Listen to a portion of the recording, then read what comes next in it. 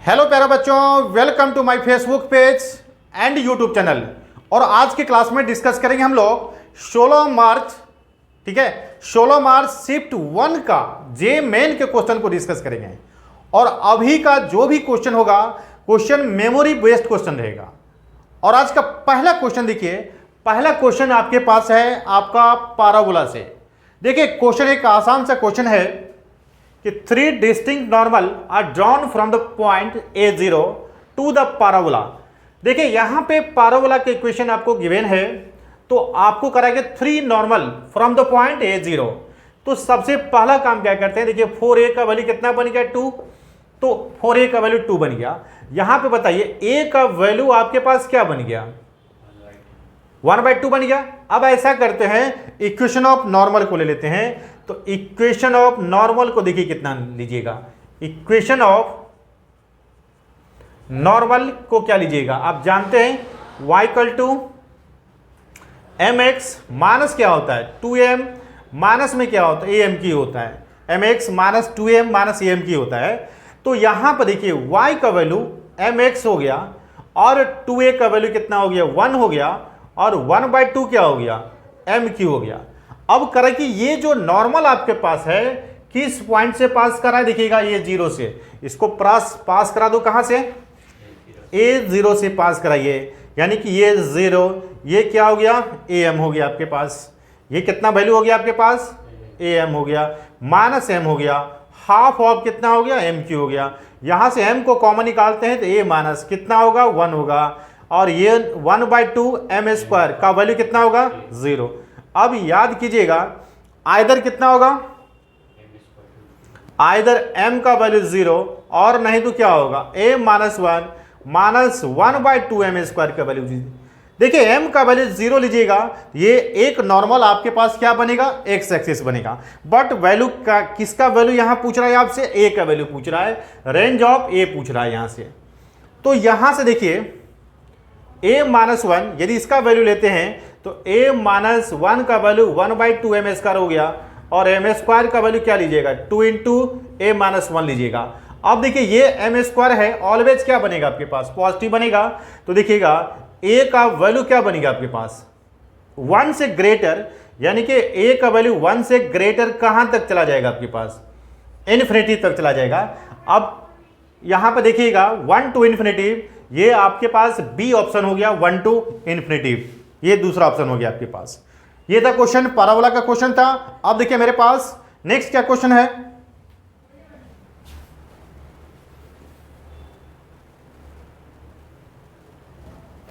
अब देखिए मेरे पास एक क्वेश्चन है सर्कल से है और आपके पास हाइपरबोला से। क्वेश्चन देखिए क्या करा है, ये आपको सर्कल का इक्वेशन दिया हुआ है, इज ए सर्कल, ये देखिए सर्कल का इक्वेशन आपको गिवन है, ये आपका सर्कल का इक्वेशन आपको गिवन है, ठीक है। ये सर्कल का इक्वेशन दिया हुआ है, x² प्लस y² का वैल्यू कितना दिया हुआ है आपको, ये आपको 25 दिया हुआ है। और क्वेश्चन क्या करे, हुज कोड is a tangent to the hyperbola this. अब यहां पे इस हाइपरबोला का टेंजेंट इसका कोड होगा। तो देखिए इस टेंजेंट का इक्वेशन क्या होगा, टेंजेंट का इक्वेशन आप क्या जानते हैं, ये होता है mx plus under root a² m² minus b होता है। तो y का वैल्यू देखिए कितना हो गया mx हो गया, और a² m² का वैल्यू कितना हो गया आपके पास। देखिए हाइपरबोला की इक्वेशन यहां पर दिया हुआ है x²/9 और y² आपको दिया हुआ है y²/16 आपको दिया हुआ है। तो a² का वैल्यू 9, तो ये क्या हो गया 9 m² माइनस कितना हो गया 16 हो गया, ये टेंजेंट हो गया। अब करें कि ये जो टेंजेंट हो गया ये इसका कॉर्ड हो गया, और इस कॉर्ड का क्या चाहिए, कॉर्ड का मिड पॉइंट का लोकस चाहिए, और इसके मिड पॉइंट को अल्फा बीटा ले लेते हैं हम लोग। इसके मिड पॉइंट को कितना ले लिए हम लोग, मिड पॉइंट के लिए अल्फा बीटा। अब देखिए इसके मिड पॉइंट का लोकस चाहिए, तो देखिए हम जानते हैं कि कॉर्ड हुज मिड पॉइंट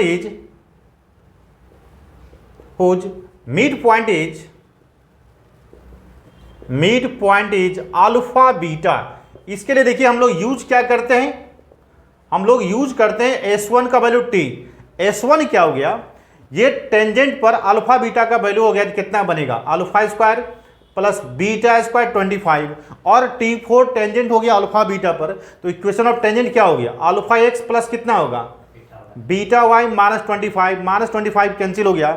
यहाँ से देखिए यहाँ से बीटा वाई का वैल्यू माइनस में अल्फा एक्स हो गया प्लस कितना हो गया alpha square plus beta square हो गया। यहाँ पे वाई का वैल्यू देखिए कितना हो गया, minus alpha by beta x हो गया प्लस क्या हो गया alpha square plus beta square by क्या बन गया, बीटा बन गया। अब यहाँ पे देखिए इसको 2 नंबर कर लेते हैं। देखिए ये कॉर्ड, ये जो इक्वेशन है टेंजेंट, यही कॉर्ड ए बी हो गया और यही chord A B mid point alpha beta equation ये हो गया। यानी कि 1 और 2 क्या करेगा, सेम लाइन को रिप्रेजेंट करेगा। क्या करेगा, एक ही लाइन को रिप्रेजेंट करेगा। फ्रॉम कहाँ से, 1 और 2 से। अब जब एक ही लाइन को रिप्रेजेंट करेगा, अब क्या करते हैं, दोनों को कंपेयर कर देते हैं। दोनों को जब कंपेयर कीजिएगा तो y का कोएफिशिएंट 1, यहाँ पे y का कोएफिशिएंट 1, यहाँ पे x का कोएफिशिएंट m है और यहाँ पे x का कोएफिशिएंट कितना हो गया माइनस अल्फा बाय बीटा हो गया। अब यहाँ पर देखिए कांस्टेंट टर्म अंडर रूट कितना है, ये 9m स्क्वायर माइनस 16, इधर कितना है alpha square plus beta square by कितना ये। अब इसको इधर भेजिएगा तो और स्क्वायरिंग कीजिएगा तो बीटा स्क्वायर कितना होगा 9m स्क्वायर माइनस 16, इधर कितना हो गया alpha square plus beta square का क्या बना। अब देखिए m का value alpha by beta minus में है तो ये कितना होगा बताइए 9 alpha square by beta square. यहाँ पे कितना होगा आपके पास, माइनस में क्या होगा और इधर बताइए कितना होगा alpha square plus beta square का होल स्क्वायर हो गया। एलसीएम लीजिएगा, यहाँ देखिए 16 बीटा स्क्वायर कैंसिल हो गया, 9 अल्फा स्क्वायर माइनस कितना हो गया 16 बीटा स्क्वायर का वैल्यू कितना होगा alpha square plus beta square का क्या होगा।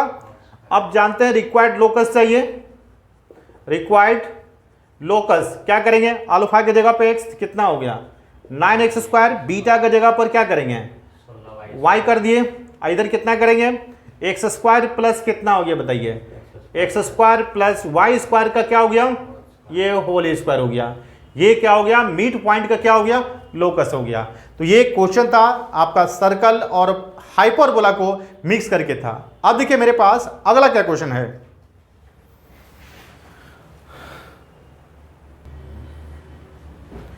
अब देखिए क्वेश्चन नंबर 3 मेरे पास लिमिट से क्वेश्चन है।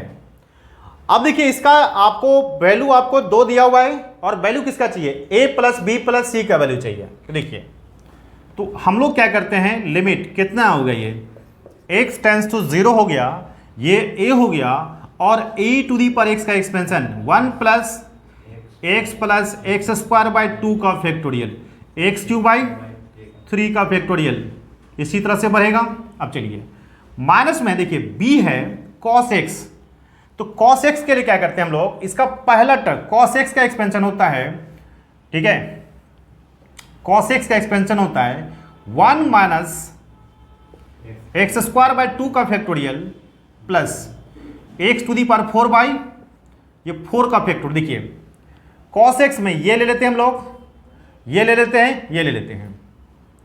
अब रही बात प्लस सी है आपके पास, सी है आपके पास प्लस सी इंटू ई का पर माइनस एक्स। तो ई का पर माइनस एक्स में क्या करेंगे 1 माइनस एक्स प्लस क्या लेंगे एक्स स्क्वायर बाई 2 का फैक्टोरियल माइनस क्या लेंगे एक्स क्यूब बाई 3 का फैक्टोरियल लेंगे, ठीक है। ये ई का पर एक्स का एक्सपेंशन हो गया, ये ई का पर किसका हो गया माइनस एक्स का एक्सपेंशन हो गया। देखिए डिवाइडेड बाई यहां पे एक्स साइन एक्स, और साइन एक्स का एक्सपेंशन क्या करते हैं x minus x cube by 3 का फैक्टोरियल इसी तरह से बढ़ेगा। और ये वैल्यू आपको कितना दिया हुआ है, ये वैल्यू आपको 2 दिया हुआ है। अब इसको थोड़ा सा अरेंज हम लोग करते हैं। देखिए लिमिट x टेंस टू 0, देखिए a minus B plus C arrange कर लिए, a माइनस बी प्लस क्या हो गया c हो गया। अब यहाँ देखिए x को कॉमन निकाल लेते हैं, यहाँ से ये बचेगा और यहाँ से क्या बचेगा, यहाँ से c बचेगा। अब तो कुछ नहीं बचना चाहिए, यहाँ से ax हो गया, यहाँ पे x का टर्म नहीं है, यहाँ पे x का टर्म है। और यदि एक्स स्क्वायर को कॉमन निकालते हैं हम लोग, देखिए क्या बनेगा एक्स स्क्वायर, तो a बाई में 2 का फैक्टोरियल, एक्स स्क्वायर लेते हैं तो b बाई कितना का फैक्टोरियल, और यहां पे देखिए कितना हो गया, c/2 का फैक्टोरियल होगा, बताइए। और इसी तरह से अब क्या आएगा, x आ गया, x² आ गया, x³ का टर्म आ जाएगा आपके पास। अब डिवाइडेड बाय देखिए कितना है आपके पास, एक x यहां से, एक x यहां से कॉमन निकालिए तो x² हो गया, 1 माइनस क्या बनेगा, x²/3 का फैक्टोरियल हो गया। अब इसका लिमिट कितना दिया हुआ है, 2 दिया हुआ है। अब देखिए इसका लिमिट 2 कब होगा, जब ये वाला पार्ट कितना होगा, a minus B plus c का ये वाला पार्ट 0, और ये वाला पार्ट भी कितना होगा, ये वाला पार्ट भी 0। और देखिए तो बच गया आपके पास ये वाला पार्ट, ये वाला पार्ट, यहां पे x², यहां पे x² कैंसिल हो गया। अब ओनली क्या बच गया आपके पास, ये ना, और इसी का वैल्यू क्या बनेगा, देखिए a/2 फैक्टोरियल, b/ कितना हो गया, और c/ कितना फैक्टोरियल, और यही वैल्यू आपके पास कितना है, 2। तो आपके पास देखिए a plus b plus c का वैल्यू क्या बन गया, क्योंकि 2 फैक्टोरियल का वैल्यू 2 हो गया, a plus b plus c का वैल्यू क्या बन गया, 4 बन गया। ये लिमिट से क्वेश्चन नंबर 3 था। अब देखिए क्वेश्चन नंबर मेरे पास 4 क्या है,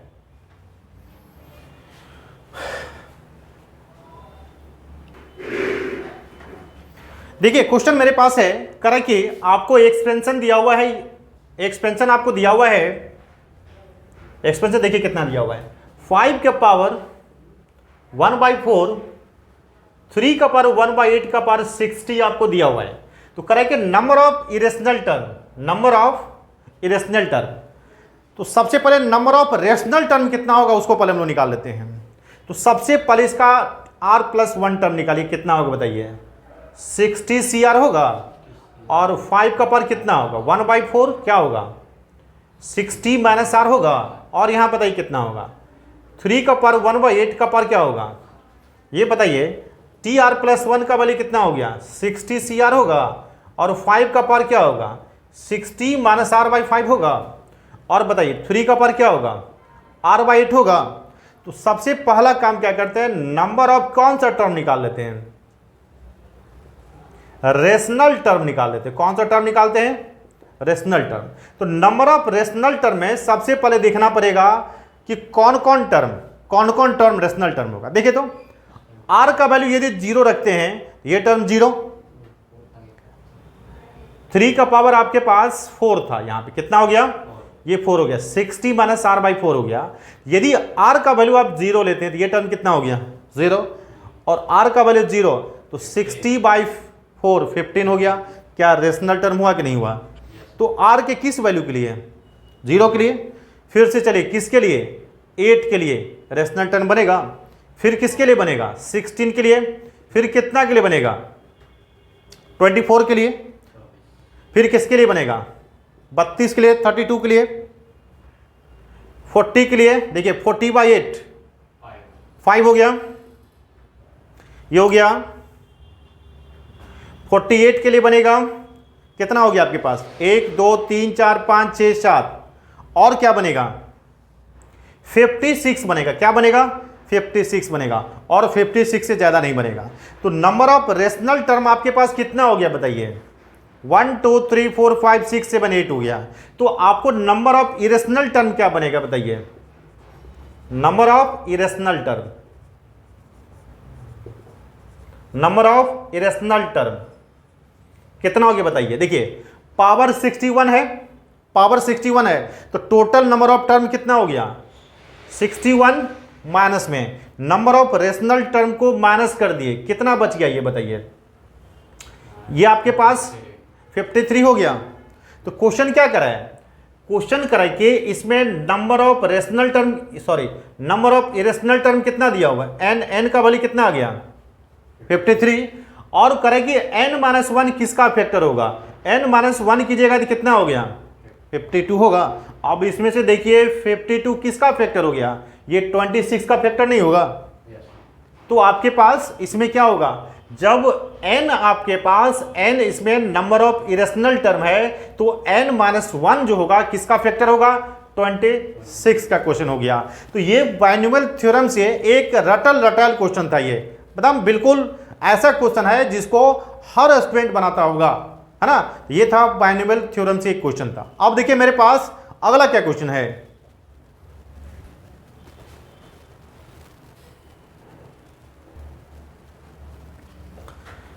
देखिए एक क्वेश्चन मेरे पास डिफरेंशियल इक्वेशन से है। जैसे आप जानते हो कि डिफरेंशियल इक्वेशन से एक क्वेश्चन जरूर रहता है, यही एक क्वेश्चन है आपके पास। देखिए क्वेश्चन आपको दिया हुआ है कि then the maximum value of y, तो सबसे पहले इसको सोल्व करना है, डिफरेंशियल इक्वेशन को सोल्व करके y का वैल्यू चाहिए। ये देखिए ये आपको दिया हुआ है लीनियर डिफरेंशियल इक्वेशन में p का वैल्यू देखिए कितना है, p का वैल्यू 2 tan x है और q का वैल्यू कितना है आपके पास, q का वैल्यू sin x है। तो सबसे पहला काम क्या करते हैं, इंटीग्रेटिंग फैक्टर निकाल लेते हैं, e का पावर p dx कितना होगा, ये 2 tan x dx होगा, ये बताइए कितना होगा, e का पावर 2 और 10 का log क्या होता है, log sec x होता है और इंटीग्रेटिंग फैक्टर कितना होगा, e का पावर log, इसको क्या लिखिएगा sec x का स्क्वायर लिखिएगा, इसलिए इंटीग्रेटिंग फैक्टर कितना बन गया आपके पास, sec स्क्वायर x बन गया। अब सबसे पहले इसका सॉल्यूशन निकालते हैं। देखिए सॉल्यूशन क्या होगा, इसका रिक्वायर्ड सॉल्यूशन जो निकालेंगे देखिए क्या होता है, y into I F integrating factor कितना होगा ये sec स्क्वायर x और फिर से चलिए q का वैल्यू कितना है आपके पास, sin x into integrating factor कितना हो गया sec स्क्वायर x dx और प्लस क्या लीजिएगा c लीजिएगा, ये y कितना हो गया sec स्क्वायर x हो गया। इसको देखिए क्या लिखिएगा, cos sec को नीचे भेजिएगा तो cos स्क्वायर लिखिएगा, इसको अरेंज करके क्या लिखिएगा बताइए, sec x इंटू क्या लिखिएगा tan x dx plus c हो गया। अब इसका फॉर्मूला डायरेक्ट हम जानते हैं कितना लिखिएगा, y sec स्क्वायर x, ये किसका वैल्यू होता है sec x प्लस c का वैल्यू होता है। ये y का वैल्यू देखिए sec स्क्वायर से डिवाइड कीजिएगा तो 1 बाई सेक क्या बनेगा, cos x प्लस c क्या बनेगा बताइए, cos स्क्वायर x बनेगा। अब देखिए y का वैल्यू निकालने के लिए सबसे पहले किसका वैल्यू चाहिए, c का वैल्यू निकालने के लिए ये कितना दिया हुआ है, यानी कि जब x का वैल्यू कितना π/3 तो y का वैल्यू कितना 0। देखिए 0 cos 60 कितना आ गया 1/2, ये कितना हो गया 1/4 इंटू सी हो गया। अब यहाँ देखिए तो 2 4 का LCM 2 हो गया तो 2 प्लस सी, तो c का वैल्यू कितना बन गया आपके पास, c का वैल्यू -2 बना। जब c का वैल्यू -2 बन गया तो y का वैल्यू देखिए फिलहाल कितना बन गया आपके पास, देखिए cos x है ना, और माइनस में कितना हो गया 2 cos स्क्वायर x। अब इसका वैल्यू चाहिए, मैक्सिमम वैल्यू चाहिए, तो इसको ऐसा करते हैं हम लोग -2 को कॉमन निकालते हैं तो कितना बनेगा cos स्क्वायर x माइनस 1/2 क्या बनेगा cos x बनेगा।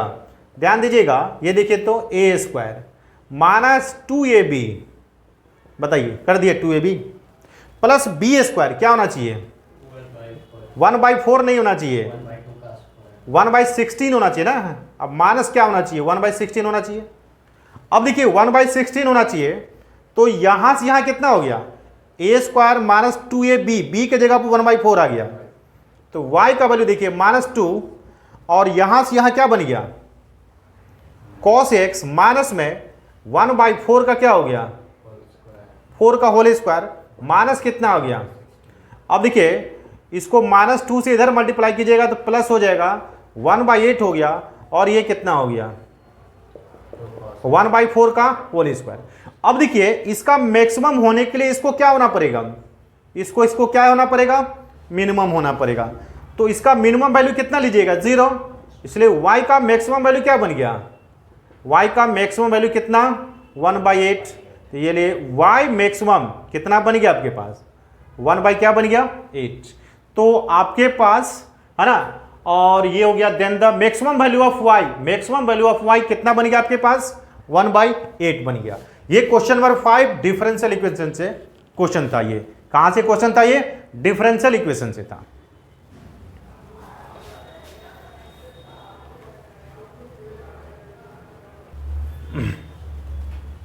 अब देखिए एक क्वेश्चन आपके पास है और y का वैल्यू दिया हुआ है, correct normal at above curve at point A B. तो देखिए ये कोई कर्व है, ये कोई कर्व y बराबर आपको कोई कर्व दिया हुआ है, y बराबर fx कोई कर्व दिया हुआ है। तो सबसे पहला काम क्या करते हैं, करें कि इस पर जो नॉर्मल ड्रॉ कीजिएगा, ये जो नॉर्मल ड्रॉ कीजिएगा, ये जो नॉर्मल ड्रॉ कीजिएगा, ये p, ये क्या हो गया, ये जो नॉर्मल ड्रॉ कीजिएगा इस लाइन के पैरेलल होगा एक और लाइन दिया हुआ है, दूसरा लाइन दिया हुआ है। कौन सा लाइन दिया हुआ है, x प्लस 3y का वैल्यू कितना दिया हुआ है, ये आपको दिया हुआ है। क्लियर है। तो क्वेश्चन पूछ रहा है a प्लस 6b का वैल्यू, और ये पॉइंट p कितना है आपके पास, a b आपको गिवन है। तो सबसे पहला काम क्या करते हैं, इसका dy बाई डी एक्स निकाल लिए, बताइए कितना होगा dy बाई डी एक्स। अब जानते हैं क्या होगा 2x स्क्वायर, ठीक है 2x स्क्वायर माइनस कितना होगा 15x प्लस कितना होगा 10। पॉइंट क्या है आपके पास एट ए बी है, तो देखिए स्लोप क्या बनेगा आपके पास 2a square minus 15a plus क्या बन जाएगा 10 बनेगा। अब देखिए ये तो स्लोप किसका बन जाएगा टेंजेंट का ना, इसका स्लोप, और ये देखिए नॉर्मल इस पर पैरेलल है तो क्या होगा, देखिए यानी कि ये और ये पैरेलल है तो ये क्या होगा इसके टेंजेंट पर क्या होगा परपेंडिकुलर होगा।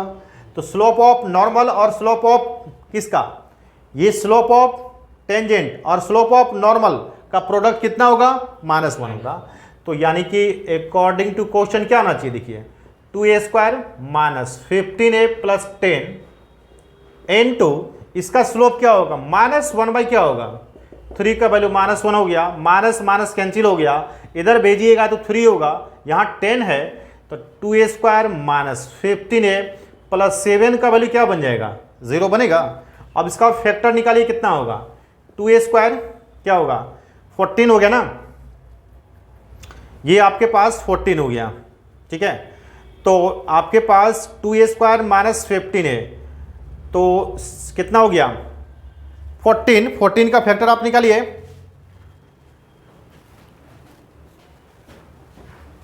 अब इसका फैक्टर हम लोग निकालते हैं तो क्या बनेगा, ये 14a माइनस a हो जाएगा। यहां से देखिए 2a को कॉमन निकालिए तो 1 माइनस कितना हो जाएगा आपके पास 7 होगा, और 1 माइनस 7 का वैल्यू 0 हो गया, ये a माइनस 7 हो गया, 2a माइनस 1 का वैल्यू 0 हो गया।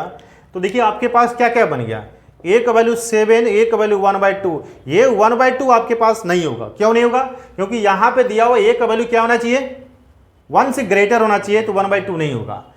देखिए वैल्यू आपको चाहिए a प्लस 6b का वैल्यू चाहिए, तो आपको a का वैल्यू आ गया है, a का वैल्यू b का वैल्यू चाहिए। अब देखिए एक चीज यहाँ पे ये जो पॉइंट ए बी है इस कर्व पे क्या कर रहा है लाई कर रहा है, ठीक है। ये ए बी जो पॉइंट आपको दिया हुआ है कहाँ पर लाई करेगा, लाई ऑन कहाँ पे करेगा कर्व पर लाई करेगा। देखिए कितना होगा, तो y का वैल्यू b, x का वैल्यू क्या लीजिएगा, तो देखिए b बराबर क्या बनेगा बताइए, तो 0 से क्या बनेगा x, यानी कि a बनेगा 2t square minus 15t plus क्या बनेगा ये 10 dt बनेगा, बनेगा कि नहीं बनेगा।